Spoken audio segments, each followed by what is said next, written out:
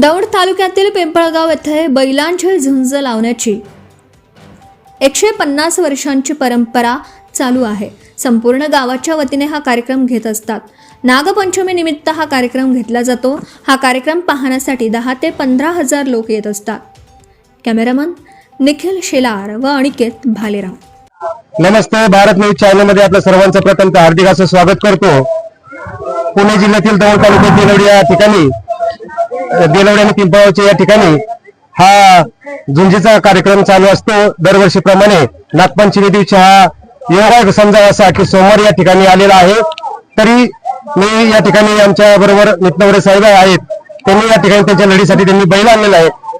मला वाटतं तुमच्या ही किती वर्षाची परंपरा आहे? आमचे पिंपळगावची 100 ते 150 वर्षाची परंपरा आहे.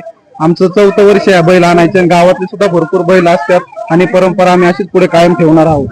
तरी म्हणजे अंदाज असा मला असं वाटतो की या ठिकाणी जे झुंजीचा कार्यक्रम होतो हा सर्व धर्मनिरपेक्ष कार्यक्रम हा अपेक्ष कुणी काय असं जाती वगैरे काही नाही, सर्व धर्माचे ज्या ठिकाणी हा कार्यक्रम होत असतो हे जे पिंपळगाव ठिकाण आहे या ठिकाणी बक्षिसाचं वितरण बक्षीस परंपरा असल्यामुळे बक्षीस ठेवत नाही. आम्ही तीन ट्रॉफी ठेवतो, 1 2 3 नंबरच्या, म्हणजे 1 2 3 नंबरच्या असल्यामुळे बक्षीस वगैरे ठेवत नाही.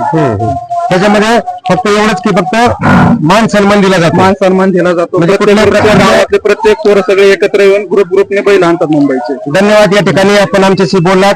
आपल्या सर्वांच्या वतीने सम्राट ग्रुपच्या तुमच्या सर्वांचं हार्दिक असं स्वागत करतो. तुमचा बैल जिकावा ही आमची परमेश्वराकडे प्रार्थना करून थांबतो.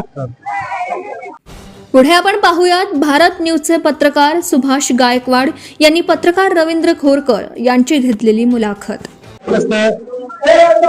भारत न्यूज मध्ये आपण आहोत आणि या ठिकाणी सर्वांचं हार्दिक असं स्वागत करतो. आणि माझ्या बरोबर ज्येष्ठ बांधचे पत्रकार बंधू खोरकर साहेब आहेत. त्यांना मी विनंती करतो की बाबा हा जो सोहळा या गावामध्ये घेतला जातो त्या सोहळ्याचं स्वरूप काय असतं? खर तर नागपंचमीच्या दिवशी दौंड तालुक्यामध्ये फक्त पिंपळगाव असं एक गाव आहे संपूर्ण पुणे जिल्ह्यामध्ये की त्या दिवशी या ठिकाणी बैलांच्या झुंजी आयोजित केल्या जातात. त्या झुंजी आयोजित करत असताना कुणी या ठिकाणी आयोजक असतं, संपूर्ण गाव आयोजक असतं. संपूर्ण गावातील एक दिलाने या ठिकाणी सहभागी होत असतो आणि गेल्या शेकडो वर्षापासून अशा प्रकारची परंपरा आपल्या पिंपळगाव मध्ये राबवली जाते. आता जरा परंपरेत थोडा बदल झालाय की या ठिकाणी पुणे असेल, मुंबई असेल, कोकण असेल, गोवा असेल, अशा वेगवेगळ्या भागात नामांकित बैल या लढ्यांसाठी या झुंजीसाठी या पिंपळगाव मध्ये येत असतात. गेल्या 8 दिवसापासून पिंपळगाव मध्ये संपूर्ण चौक गजबजलेला असतो. वेगवेगळ्या चौकामध्ये वेगवेगळ्या प्रकारची बैल येत असतात. परंतु आमचा एक नियम आहे, बाहेरचा बैल या गावामध्ये आला तरी त्या गावातल्या व्यक्तीच्याच नावाने तो बैल या झुंजीमध्ये उतरतो. हा, आणि अशा प्रकारे परंपरा लोकांनी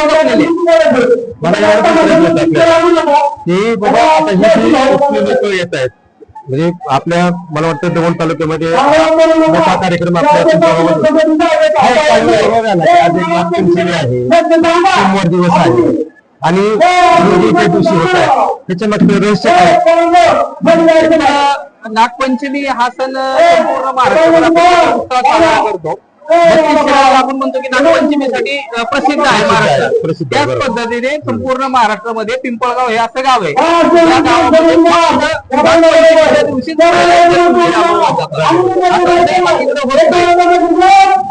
धन्यवाद.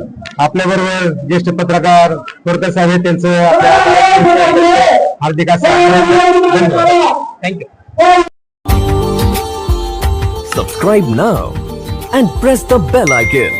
Never miss an update.